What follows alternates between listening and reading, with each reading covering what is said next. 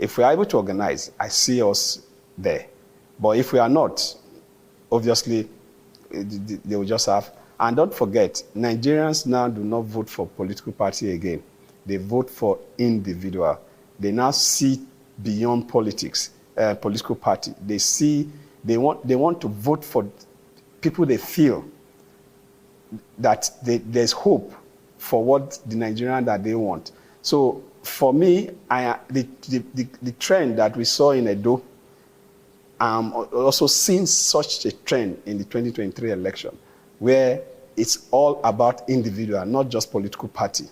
And if what I'm thinking and what I'm seeing on the street is true, obviously we just need to have the right candidate. And when we have the right candidate in any of the political party, I can tell you that Nigeria will go for that person, not for the political party. Okay, let's come down to your primary constituency, which is Edo State. The state has had a history of having high-profile criminal activities. Many people will remember in the late 80s, the Lawrence Anini, and then quite recently during the EndSARS or aftermath of the EndSARS, the first place that prisons were attacked, correctional facilities as they are referred to now, were attacked was in Edo State. And tell us how you have managed, or your administration where you function had managed to stabilize and perhaps clean up Edo State a little bit to have a relative, better record than what it used to be in the past. We have a visionary governor, and we, working together with him, we were able to put up an elaborate and well-structured security architecture even before the EndSARS. And that's what actually helped us to be able to manage the jailbreak, because elsewhere, outside in developed country and even developing countries and states, that each incident like that has happened, it takes like 1 to 2 years to be able to restructure and get crime out of that state. But because we already have a structure on ground, that was what actually helped us to be able to deal with it, that it didn't go up to a year, and we were able to maintain the level of security that we got. Where during the last Christmas, for instance, everybody was excited, happy that it was crime-free. And when we check the statistics of crime between October to January, it was marvelous until the Oromi incident. What we have just done is we are domesticating security. We are making communities to be part of the security architecture of the state. And we are making the wards to develop their own security architecture in line with the state structure, working with the traditional rulers, working with the communities, working through which we were able to form the vigilante group. And this vigilante group are also profiled by the SSS and the Nigerian police, so that we don't have another group of persons that are uncontrollable. So that architecture between the federal agencies and the states and the locals that are actually help us. Look at the Oromi incident, for instance. The recoveries that we've had so far was as a result of the activation and cooperation of the communities. So without that cooperation and collaboration, it will have been 100% sweep by those armed robbers. But because of that collaboration, we're able to block the youths, the women, everybody were able to block certain areas in collaboration with the security agency, and that helped us. And so far, I can tell you that from that incident, we've gone back to the drawing board again. There are other things we have put in place within that period. Does that affect the reports we hear about invasion of some areas by herdsmen? We hear of Ovia Southwest local government. How are you dealing with that? Because that's creating a lot of threats, to local security. Yeah, I think the problem of Ovia, there is the Omotecombs, their own security architecture from there. Some of them that have been driven are finding their way this way, and that is what is resulting to what we have there. For some time, we've been able to deal with it, and we've discovered that we need to block our borders, because most of these guys coming are coming from Ondo and other axes. So I will not want to give you detail, but we are doing certain things and we are putting certain things in place to make sure that we not only block, but some of them that are already in, we are able to deal with it. Okay. Last year, you threatened to leave your party, the PDP. A lot of people had different views about it. That was the party on whose platform you and the governor won your second term election. But now it appears the nerves are calm now. Tell us how you managed it, and is it something that is still cooking or brewing somewhere, or has it been finally dealt with? Yeah, I joined PDP not because I want to join PDP. But you wanted to win an election? No, not because I wanted to win an election. I didn't join because I wanted to win an election, or did I join because I wanted to join? I joined because the governor was being oppressed. And for me, I hate oppression. And because the governor was being oppressed, and he was being oppressed by somebody that introduced fighting oppression. And I decided that I must join the governor to fight against that oppression. And when it was time, we called a meeting. And from that meeting, our leaders in APC then, and our party executives and our party leaders, we met after the governor was disqualified. We met, and I wanted AA.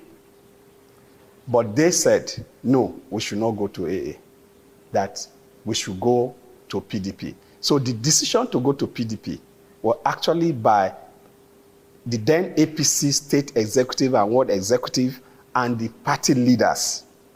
And we didn't have any choice than to follow the lead of our leaders in APC, most especially the party executive. And they say if we go, they will resign their membership. So you can imagine somebody that is a ward chairman, somebody that is a state chairman, and executive member saying, we will leave the party if you go to X and we'll follow you.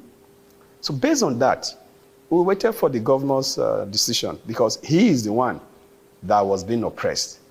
And when he took that decision that, yes, he will contest, and the party say, we will leave this party to this other one. And we said, okay, go and try. And fortunately for us, the party that is our executive in APC and leaders say we should go, they accepted us and gave us the ticket. And I made one statement. I said, I am only following the governor to PDP. I am following the governor. Wherever he goes, I go. So that is it. Whether there is tension in PDP now or not, for me, I don't see myself as a PDP person up to now, because I have not been accepted in PDP. The governor has been accepted, but I have not been accepted. Okay. Yeah, the governor has been accepted because the governor was accepted. That is why we took the ticket of PDP. Me, Philip Shaibu, and other party members of APC that came to join, up till now, have not been accepted. And we formed the majority even in PDP. So, and for me, I will not abandon my state chairman as Nemujizwa, or my chairman in my local government, or my ward chairman in my local government and the executive, and just relax in PDP, say I'm fine. No, it's not about the governor, it's not about me. It's about the people that say we should go to PDP. They asked us to go to PDP. So they cannot pick two of us and leave the rest. So for me, I'm a member of PDP because I fought on the side of the governor against oppression. So okay, up till now, I am a member of PDP because the governor has asked us. But if you ask me, and that's why I said from the beginning, if I have my choice in future election, and if the constitution is signed and there's independent candidacy, I would prefer to contest as an independent candidate than to contest under any political party for now. Okay, let's leave this here, because it's obvious that there are still lots of things going on, and from the way you sound, you're on top of it, you understand it, you analyze it and you're, following it. But you mentioned that you left with the governor because the governor was oppressed by someone who fought oppression. You ended it there. You didn't mention name, so I will respect that. I will respect that. But yeah, Oshiomhole tell me about your former friend. Oshiomhole oppressed my governor. Okay, so you want to mention the name now? Yeah. Oshiomhole oppressed my governor by going to disqualify him. He was your boss. Of course. You were quite loyal to him. Oshiomhole was not my boss. Okay. Oshiomhole was like a father to me. All right. Not just a boss. No, it was not a boss and worker relationship. No. It's father and son relationship.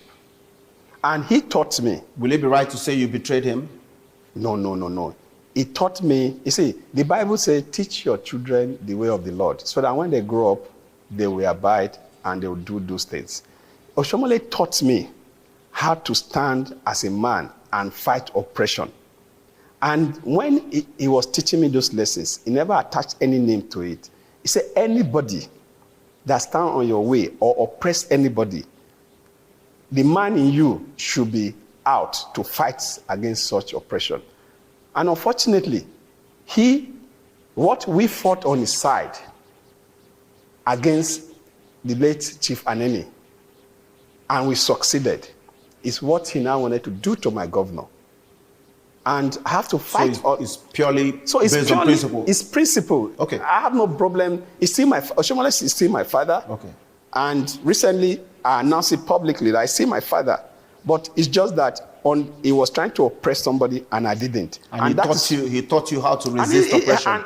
And I'm sure Oshiomhole will be proud of me. I can tell you, deep in his heart of Oshiomhole, he will be proud of me. Okay. And he will be glad that those lessons that I learned from him, I'm taking it to another level. Okay, very, very, very good. We will wait to see if we can find him to confirm whether he's proud of you. But Edo State has spent so much in sports, and quite recently, the state hosted the National Sports Festival. The record of your input into running the sports project or festival, it speaks for itself. So tell us how you were able to manage the back and forth movement at that time. It was quite dramatic. Today is holding, the next day is changed, and all of that. How did you manage it? Because you were in the forefront then, and then it landed eventually, and the results are showing. Yeah, I want to thank God. First, it's God I have to thank, and also thank the governor for appointing me to head the LOC. But I must also tell you that the success of the National Sports Festival was because we had a team that was determined to make a difference. So the LOC, working also with the MOC, we set a standard, and that standard we were able to follow. The governor gave us mandate, and that mandate we were able to achieve as a team. I was just there to coordinate, and when I look back and I saw the input that these team members put in, that has actually led to this success that we are all celebrating. But one good thing that I saw that which was almost a snag was COVID, which led to a lot of this postponement. And the kind of opening ceremony and closing ceremony that we'll have had, if not for COVID, will have been more than what we are celebrating now. Okay, in 1 minute, could you just mention them? You have done over 70% of your tenure as governor and deputy governor in your administration. What do you think this government will be remembered for? Just itemize them because of lack of... I think one of the major things this government will be recognized for is not something tangible that you can see. And it's the most important in all governance structure that any state or a country should deal with. And that's the issue of institutionalizing everything that we are doing. We have done a lot of reform that you cannot see. But I can tell you in another 4 or 5 years, the reform that have taken place in this engine room, which is in civil service. Because the engine room, the real government is the civil service. We've had a lot of reform in the civil service. And those reforms started about 4 years ago. We are gradually getting to a level that is becoming seen in the surface. But I can tell you in another 4 to 5 years, Edo engine room will be at top level. So that is one major thing that I can tell you we have achieved. For infrastructure, it's a given. In 21st century, Nigeria should not be celebrating infrastructure as gains, because that is supposed to be a given. But because of lack of previous government, lack of building this infrastructure, and that is why we still celebrate, people still want to commission. In Edo, we don't commission some of these things. We allow the people to commission them. So infrastructure is something that we also can be remembered for, especially those link routes within the rural area, within the city. Go around, you see all the rural areas, all the link routes, we are dealing with them.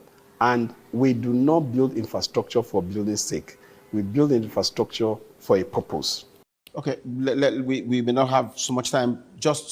Before I let you go, it would be unfair if I don't find out from you, after this tenure, where is Philip Shaibu heading to? We hear that you want to become the next governor of Edo State. How true is this? Well, where I'm going after this is in the hands of God. And in all my elections, I've always listened to the voice of God. And majority of all the elections I've contested, I pray fast and I get the voice of God.